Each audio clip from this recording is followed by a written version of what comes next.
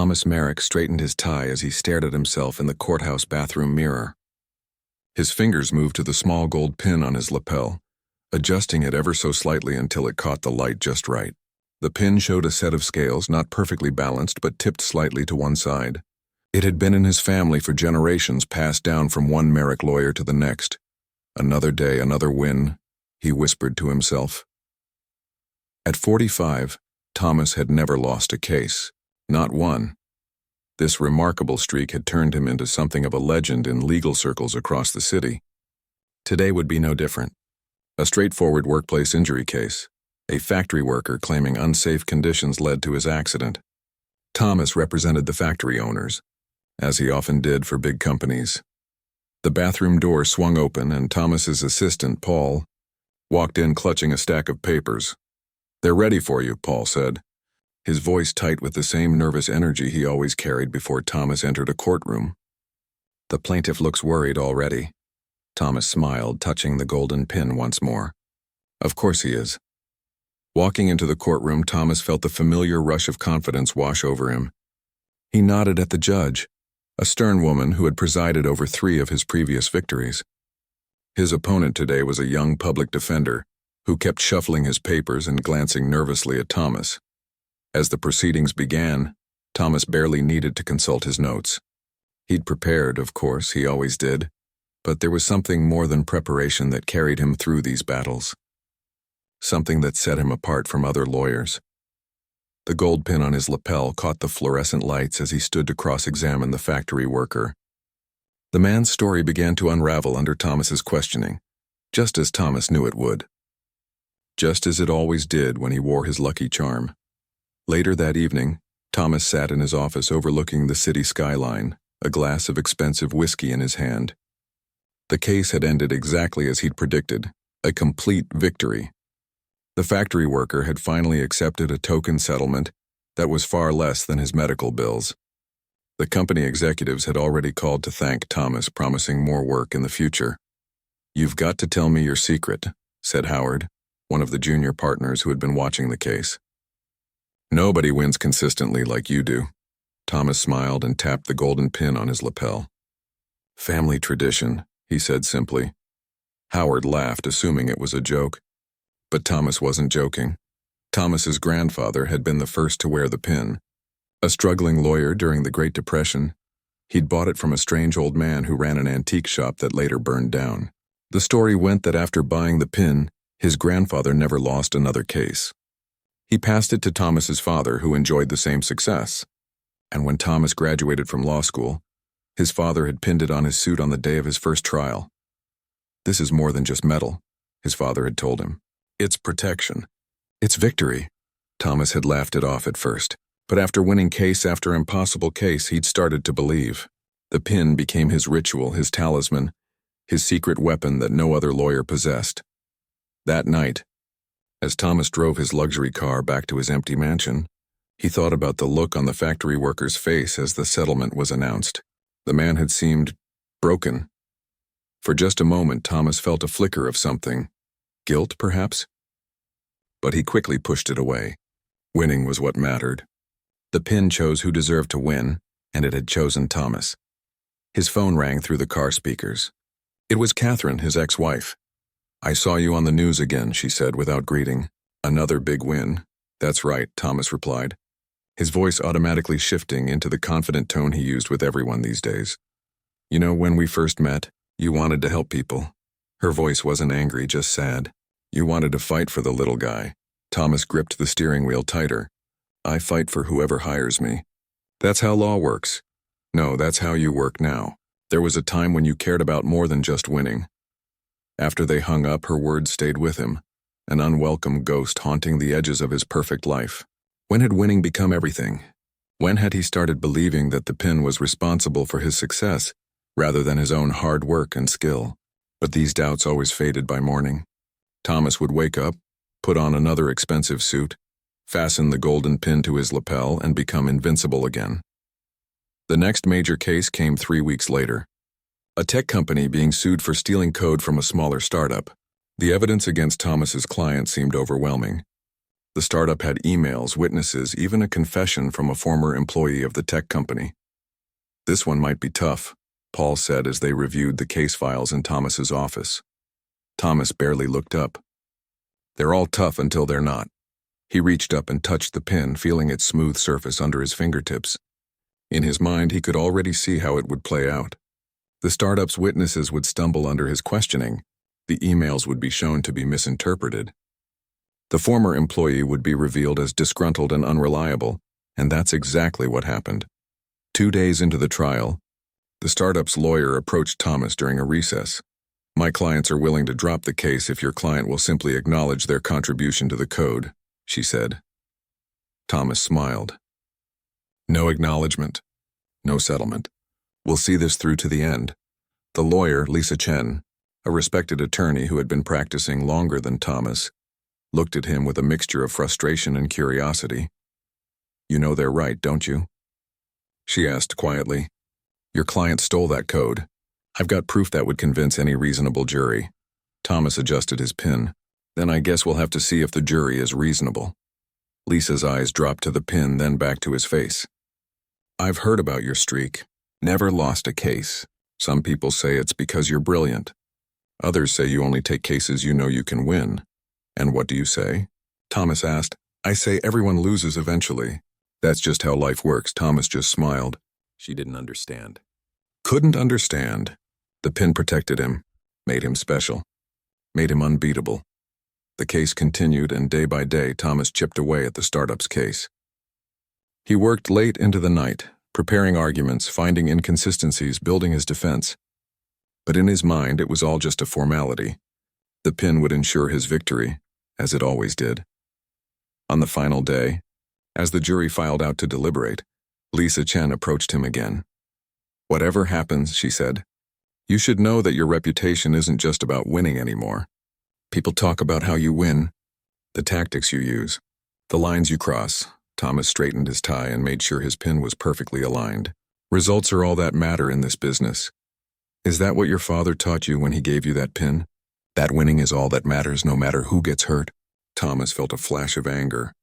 "You don't know anything about my father or this pin." The jury returned after only 2 hours. Thomas stood confidently as the verdict was read. Not guilty. Another perfect victory. As the tech company executive shook his hand and promised bonuses, Thomas caught sight of the startup founder. The young man was sitting at his table, head in his hands, his dreams crushed. For a brief moment, Thomas remembered being young and idealistic himself, believing that law was about justice rather than winning. That night, as he added another victory to his perfect record, Thomas took off the pin and looked at it closely. Was it really magic? Or had he just convinced himself it was because it was easier than admitting he'd become the kind of lawyer he once despised? He placed the pin on his nightstand and tried to fall asleep, but his dreams were troubled, filled with the faces of people whose lives he'd affected through his victories. And somewhere deep in his subconscious, a question began to form. What would happen if he ever lost? The answer would come sooner than he expected, in the form of a woman who wasn't impressed by his record, his reputation, or his supposedly magical pin. Thomas Merrick's law firm occupied the top 3 floors of a gleaming downtown skyscraper. Floor-to-ceiling windows offered views of the city that made clients feel powerful before Thomas even began speaking. That was intentional. Everything about Merrick Law was designed to intimidate. On this particular morning, Thomas stood before these windows, coffee in hand, watching the city wake up. His golden pin caught the early sunlight, sending tiny flashes across the room. 10 years had passed since he'd taken over the firm from his father. In that time, he'd transformed it from a respectable family practice into what legal magazines now called the courtroom empire. "Mr. Merrick, your 9 o'clock is here," his assistant announced through the intercom. Thomas didn't turn from the window. "Tell them 10 minutes. Making people wait was another power play. Even the wealthiest clients should understand who held the real power in the relationship." When Thomas finally entered the conference room, 3 men in expensive suits stood up immediately. The tallest, Richard Wells, CEO of Horizon Healthcare, extended his hand. "Thomas, thank you for taking this meeting." Thomas nodded, touching his pin before sitting down. "You mentioned a potential problem on the phone." Richard exchanged glances with his colleagues. It's about Dr. Elena Vasquez. Thomas raised an eyebrow.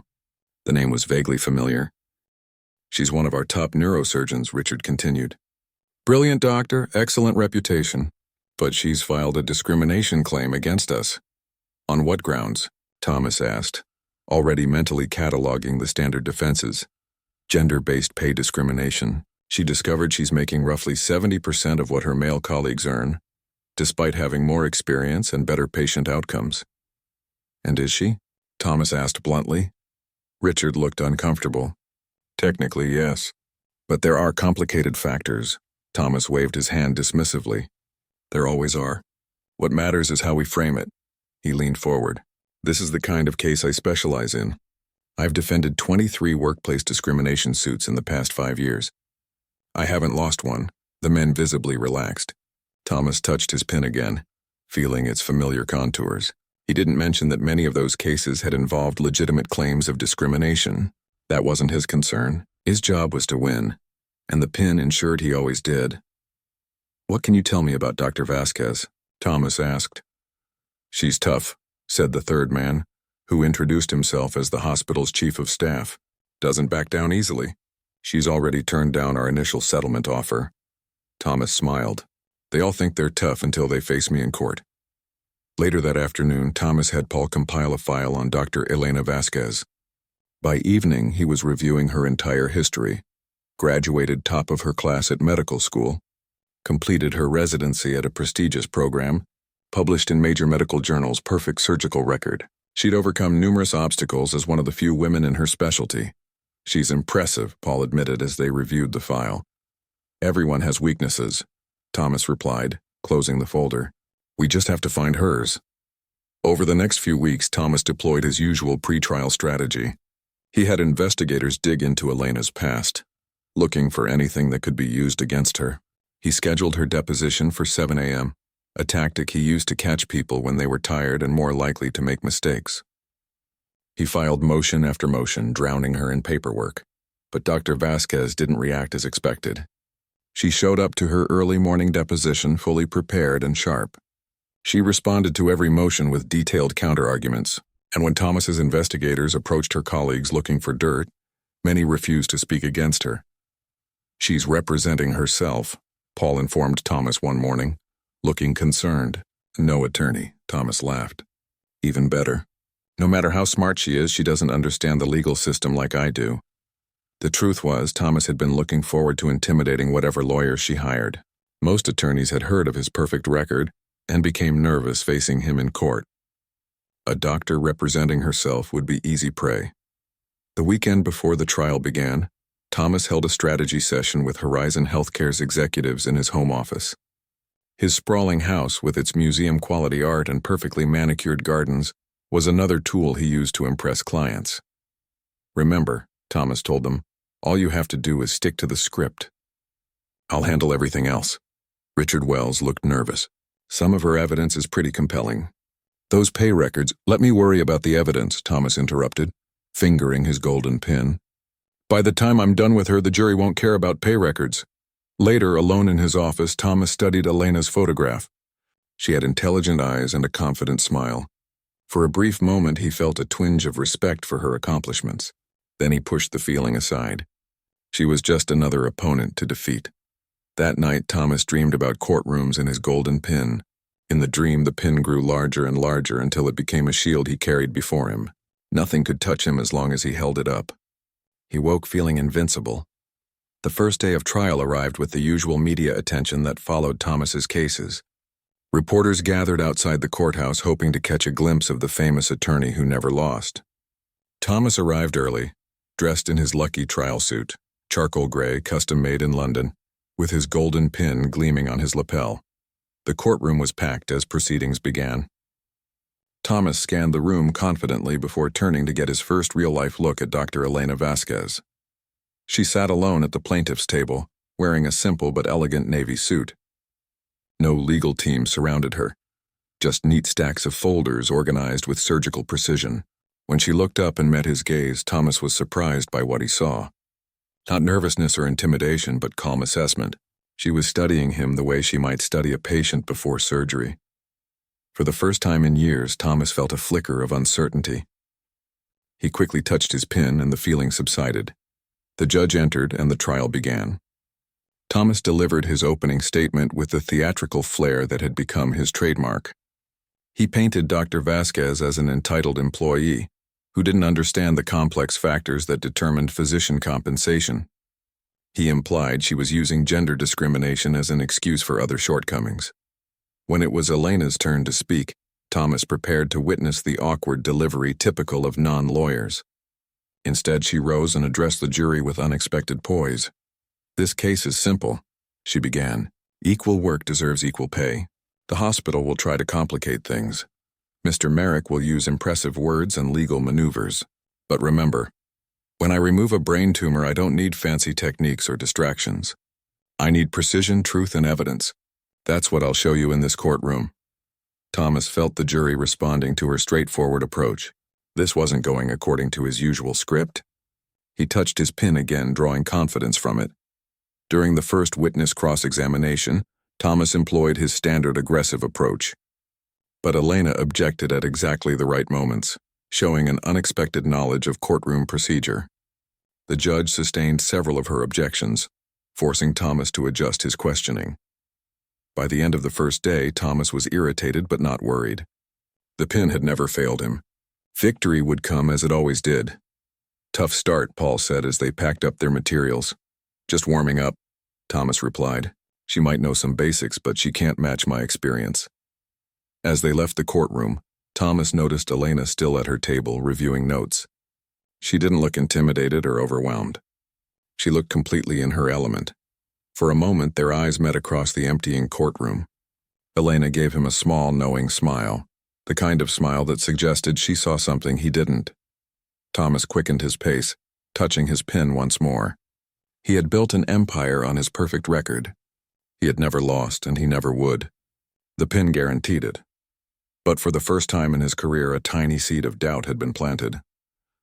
And as Thomas pushed through the courthouse doors into the fading afternoon light, he couldn't help wondering if his golden shield might finally have met its match.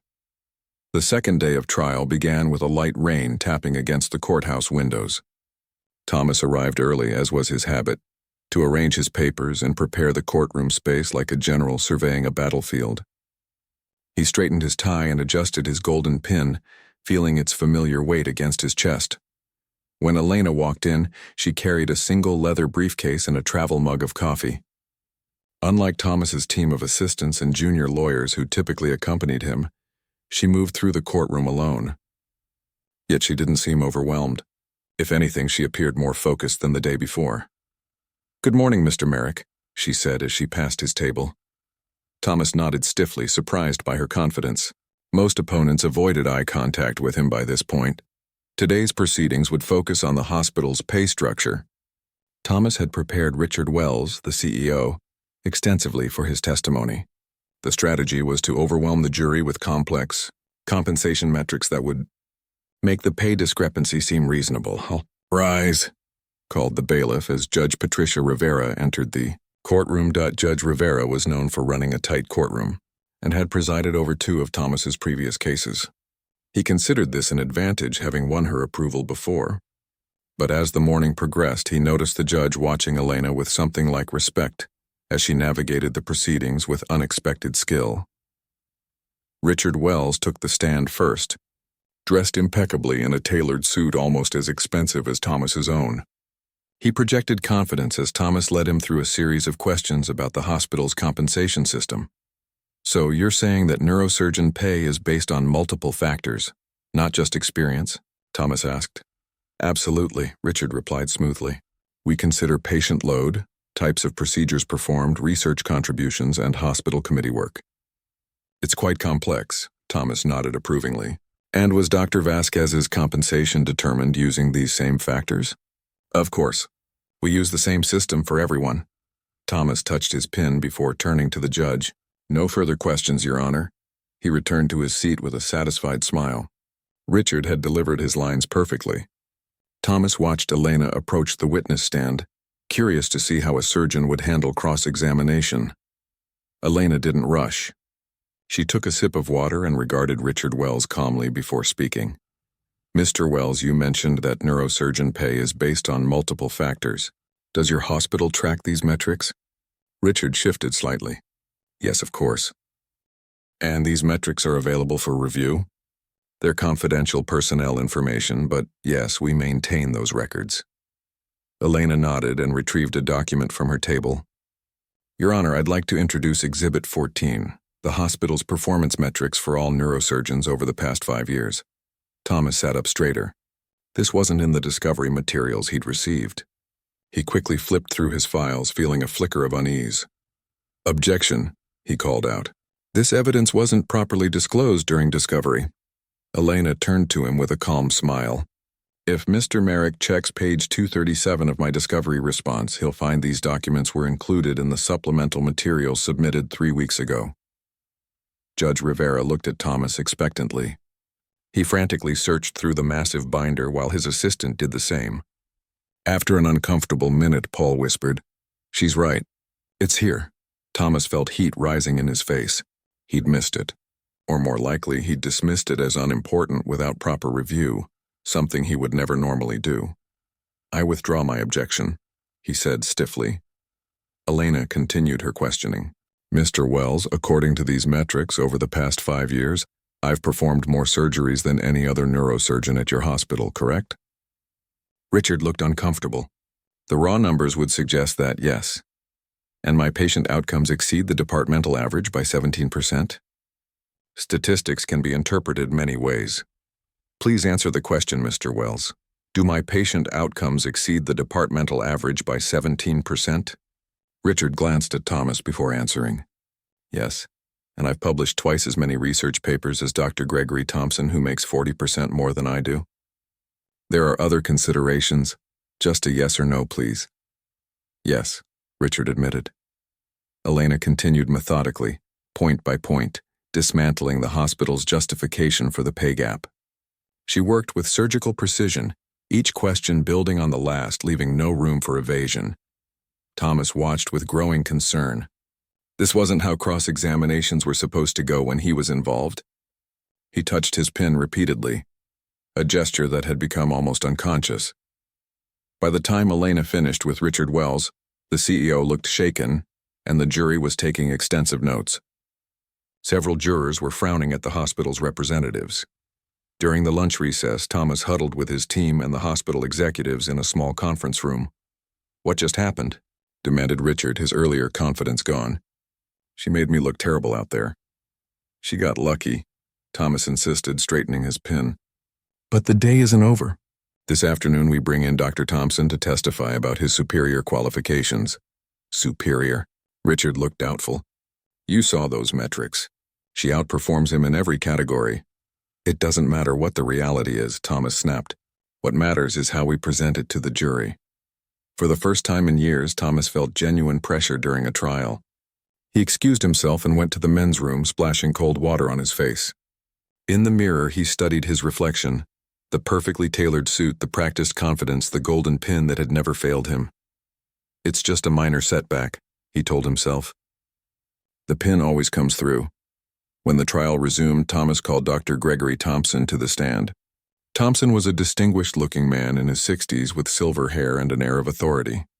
Thomas led him through testimony about his decades of experience and special qualifications. And would you say your experience justifies your compensation level? Thomas asked. Absolutely, Thompson replied. I've been doing this for 35 years. Experience counts for everything in neurosurgery. Thomas nodded approvingly. No further questions, Your Honor. As Elena approached for cross-examination, Thomas felt confident again. Thompson was a more seasoned witness than Wells. He wouldn't be rattled easily. Dr. Thompson, Elena began, you mentioned your 35 years of experience. How many of those years involved using the gamma knife radiosurgery technique? Thompson hesitated. Well, that's a relatively new technology. Yes, it is. I've been certified in it for 7 years. You received your certification last year, correct? Yes, but... And how many minimally invasive endoscopic procedures have you performed in the past 5 years? Thompson shifted uncomfortably. I'd have to check my records. Would it surprise you to learn it's less than half the number I've performed? Thomas watched in growing dismay as Elena systematically highlighted how her skills were more current and her techniques more advanced, despite Thompson's longer career. The jury was paying close attention and several members were nodding at her points. By the end of the day, Thomas felt something he hadn't experienced in court for years, genuine fear of losing. Back in his office that evening, he paced the floor, touching his pen constantly as if trying to draw strength from it. "We need to change tactics," he told Paul.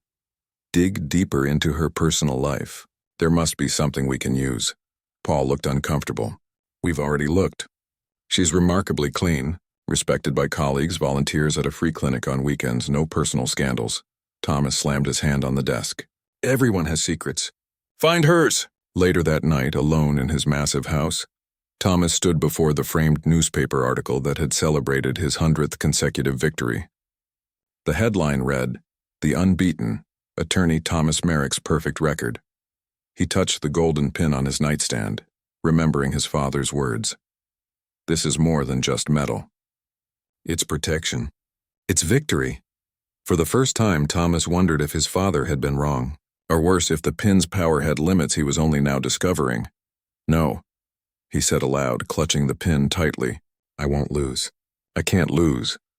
But as he prepared for bed, Thomas couldn't shake the image of Elena Vasquez's calm, knowing smile. She wasn't fighting like a desperate plaintiff or an intimidated amateur. She was fighting like someone who had already seen how the battle would end. And for the first time in his career, Thomas wasn't sure it would end with his victory. Thomas barely slept that night. He tossed and turned, his mind replaying every moment from the courtroom. By morning, dark circles had formed under his eyes, but he covered them with expensive concealer before heading to court. Appearance was everything, especially now. The golden pin seemed heavier on his lapel as he drove to the courthouse. He'd polished it obsessively that morning, as if its shine might somehow strengthen its power. In the parking garage, he sat in his car for extra minutes, eyes closed, hand over the pin. "Don't fail me now," he whispered. The third day of trial would be crucial.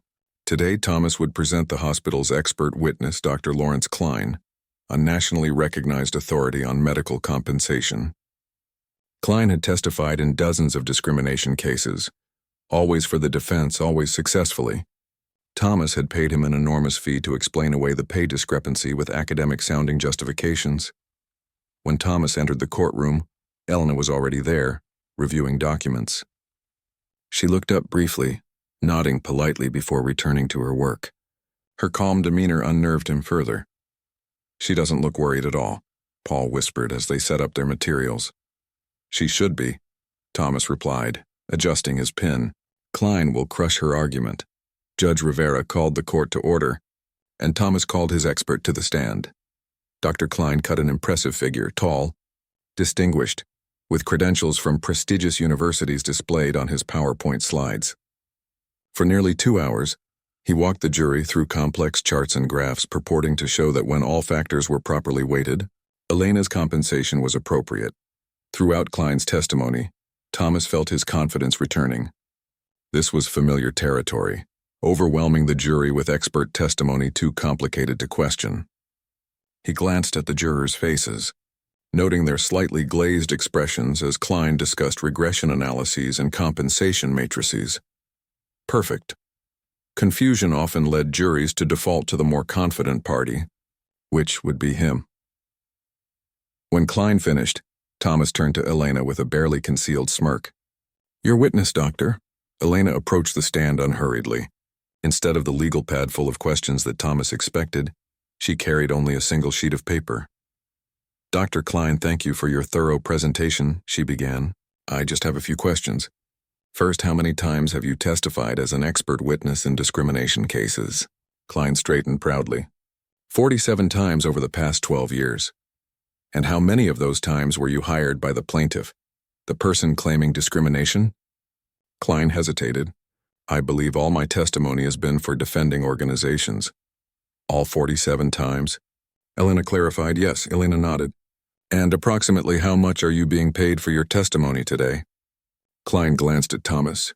"My standard fee is $15,000 per day of testimony. So, $15,000 to tell this jury that paying me less than my male colleagues is justified?" "Objection," Thomas stood quickly. Argumentative. Sustained, Judge Rivera said. Dr. Vasquez, please rephrase. Elena nodded. Dr. Klein, I'd like to ask about these 17 factors you claim determine fair compensation. She held up her single sheet of paper. I've been reviewing your previous testimony in other cases. Interestingly, when defending a hospital in Cleveland last year, you listed only 12 factors. For a university in Boston, you listed 21. The factors seem to change depending on what best supports your client's position. Klein's face reddened slightly. Each institution has unique considerations. Or, Elena interrupted gently, do you simply adjust your analysis to reach the conclusion your clients pay you to reach? Objection. Thomas was on his feet again. She's attacking the witness's character. I'm questioning his consistency, Your Honor, Elena replied calmly. The judge considered for a moment. I'll allow it. The witness may answer. Klein took a deep breath. My analysis is always based on sound statistical principles. Yes or no, Dr. Klein? Have you ever testified that a pay disparity was unjustified when hired by the defense? Well, no, but thank you, Elena said. She turned to the jury. No further questions. Thomas stared in disbelief. In less than 5 minutes, Elena had undermined testimony that had taken hours to present.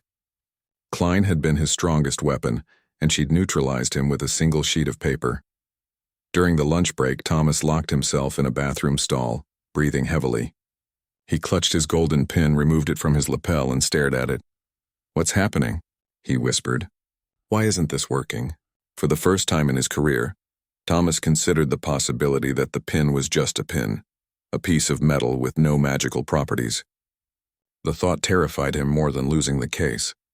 If the pin wasn't responsible for his success, then his entire identity was built on a lie. When court resumed, Thomas attempted to regain control by calling a series of hospital administrators who testified about Elena's supposed deficiencies, minor infractions like occasionally being late with paperwork or missing non-essential meetings due to emergency surgeries. But Elena calmly countered each accusation, producing emails showing she'd requested schedule accommodations due to patient needs, or documentation proving she'd submitted paperwork on time. For every attack, she had a ready defense. As the afternoon wore on, Thomas grew increasingly desperate. He objected frequently, often on flimsy grounds, earning warning glances from Judge Rivera. His usual smooth courtroom demeanor began to crack. The breaking point came when Elena introduced evidence. Thomas had never seen a series of emails between hospital executives openly discussing how to justify paying female surgeons less. Objection, Thomas shouted, jumping to his feet. These documents weren't provided in discovery. Elena remained calm. Your Honor, these emails were obtained through a separate public records request related to a government investigation of the hospital. They weren't subject to our discovery agreement, but I'm happy to establish their authenticity. The judge reviewed the documents. Objection overruled. The emails will be admitted. Thomas felt sweat beading on his forehead. The emails were devastating. Clear evidence of intentional discrimination that no amount of expert testimony could explain away. He touched his pen repeatedly, desperately, as if trying to activate dormant powers. That evening, Thomas called an emergency meeting with the hospital executives in his office. We need to settle, he said flatly, the words burning his throat. He'd never recommended settlement before. Richard Wells looked shocked. But you said, forget what I said, Thomas snapped. Those emails are fatal to our case. If this goes to the jury, she'll win everything she's asking for plus punitive damages. Can't you do something? Richard asked. You've never lost before. Thomas touched his pen, now feeling like a lead weight on his chest. Make her an offer. Full back pay, equal compensation going forward, and reasonable attorney fees. The next morning, Richard approached Elena before court convened, settlement offer in hand. Thomas watched from across the room, unable to hear their conversation but able to read the outcome in their body language. When Elena shook her head firmly and walked away, Thomas felt the last of his confidence crumble. She rejected it, Richard confirmed, returning to Thomas. Says she wants her day in court. She wants the jury to decide. Thomas nodded numbly. Of course she did. Why settle when victory was within reach? As he prepared for the day's proceedings, Thomas's fingers trembled slightly as he straightened his golden pin. For the first time, he considered removing it, wondering if it had become more psychological burden than magical protection. but the thought of facing the courtroom without it was too terrifying to contemplate. The day proceeded with final witnesses and technical testimony. Thomas went through the motions mechanically, his legendary courtroom presence diminished. Several times he caught jurors watching him with curious expressions, as if they too sensed the change in him. That evening, as Thomas packed his briefcase, he found himself alone in the courtroom with Elena. She was organizing her materials for the next day's closing arguments. "Why didn't you take the settlement?" he asked suddenly. "It was more than fair." Elena looked up, studying him thoughtfully before answering. "This case isn't just about me. It's about every woman at that hospital facing the same discrimination." Thomas shook his head. "You're taking a risk. Juries are unpredictable." "Some things are worth risking everything for," she replied simply. Her eyes dropped briefly to his golden pin. "We all have something we believe in, don't we, Mr. Merrick?" As Thomas walked to his car that night, her words echoed in his mind. What did he truly believe in? For years, the answer had been simple: the pin and its power. But now, at home, he stood before his bathroom mirror, staring at his reflection. Slowly, he unpinned the golden scales from his lapel and held it in his palm. Tomorrow would bring closing arguments, the jury's decision, and the possible end of his perfect record. "What am I without you?" he whispered to the pin. For the first time in his career, Thomas Merrick would have to find out. Thomas awoke before his alarm the next morning. He'd barely slept, his dreams filled with courtrooms where he stood defenseless before hostile juries. The golden pin sat on his nightstand where he'd left it, no longer on his lapel for the first time in years. He picked it up, feeling its weight in his palm. For so long, this small object had been the center of his identity, the source of his confidence, the reason for his success, or so he'd believed. As he dressed for court, Thomas hesitated. Should he wear the pin today? Part of him wanted to, needed to, as if the familiar ritual might still salvage his case. Another part wondered if he'd been fooling himself all along. In the end, he slipped the pin into his pocket rather than attaching it to his lapel. He wouldn't rely on it today, but he couldn't bear to leave it behind entirely. The courthouse seemed more imposing than usual as Thomas climbed the steps. Reporters gathered outside, sensing that today might mark the end of his legendary winning streak. He ignored their questions, keeping his eyes forward. Inside, his team waited with concerned expressions. Paul approached immediately. "You're not wearing your pin," he observed, looking worried. Thomas touched his pocket where the pin rested. "Not today, but you always wear it, every case, every day." "Things change," Thomas replied simply. The courtroom filled quickly. High-profile cases always drew spectators, but today the room was packed. Word had spread about the brilliant neurosurgeon representing herself against the undefeated attorney. People wanted to witness the outcome. Elena arrived looking composed in a navy suit similar to the one she'd worn on the first day. She nodded politely to Thomas as she took her place. He noticed she carried no notes for her closing argument. Judge Rivera called the court to order. "We'll begin with closing arguments. Ms. Vasquez, you may proceed." Elena approached the jury calmly. For a moment, she stood silently before them, making eye contact with each juror. "When I became a neurosurgeon," she began, "I learned that the human brain contains about 86 billion neurons.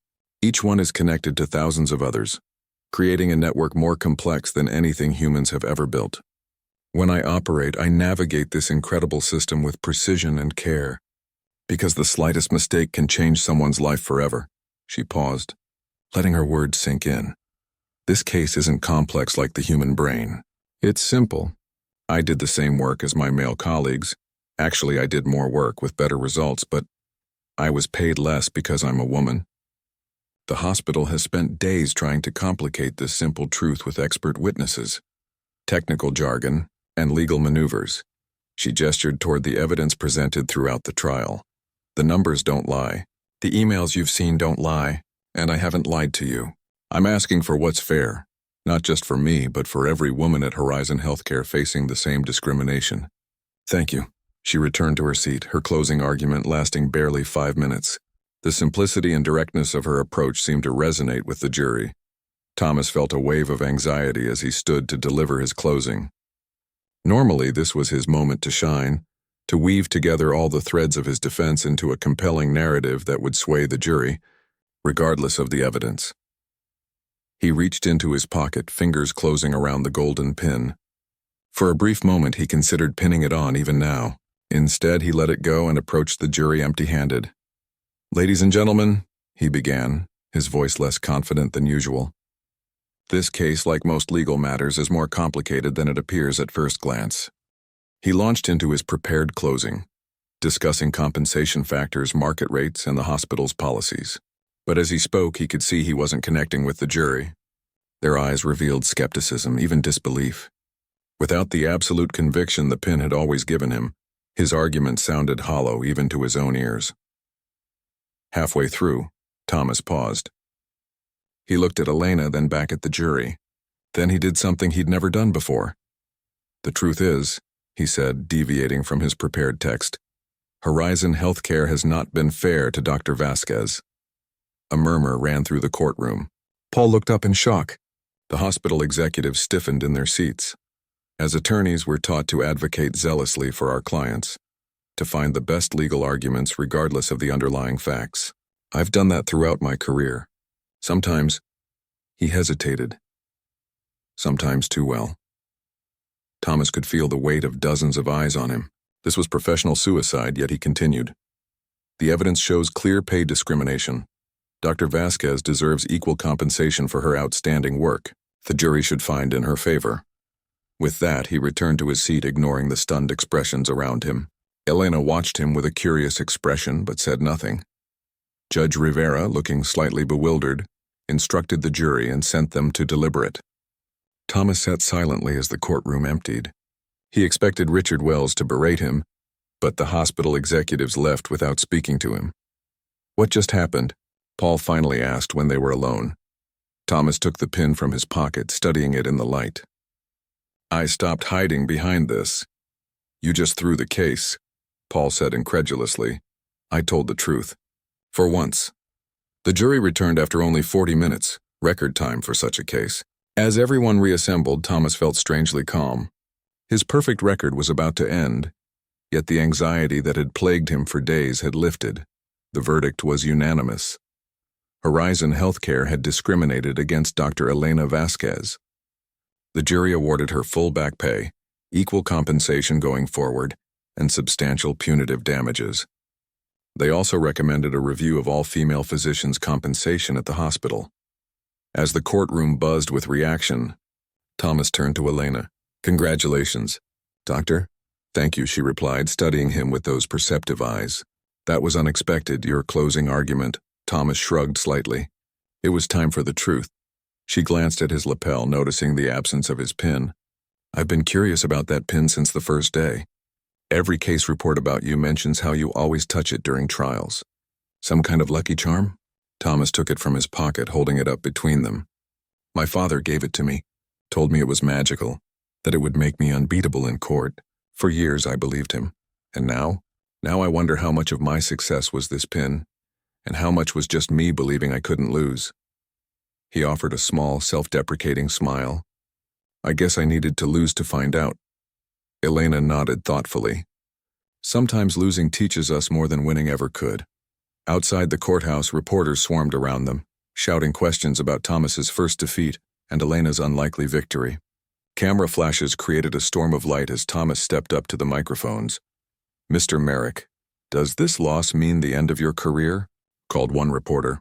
Thomas considered the question. The golden pin sat in his pocket, no longer a talisman but simply a memento. "Not the end," he said finally. "Just a new beginning." Later that evening, Thomas sat in his office, staring at the wall of framed newspaper articles chronicling his victories.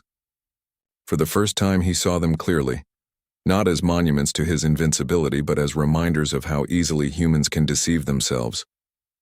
His phone rang. It was a potential new client, a whistleblower facing retaliation after reporting unsafe conditions at a factory. The kind of case Thomas would have rejected in the past, preferring to represent the corporation. "Can you help me?" the caller asked. "I don't have much money, but I need someone who will fight for the truth." Thomas rolled the golden pin between his fingers one last time, before placing it in his desk drawer. "Yes," he said, feeling a different kind of confidence emerging, one built not on magical thinking but on the simple power of doing what was right. "I think I can." As he hung up, Thomas realized that losing his shield had given him something far more valuable, the chance to discover who he really was without it.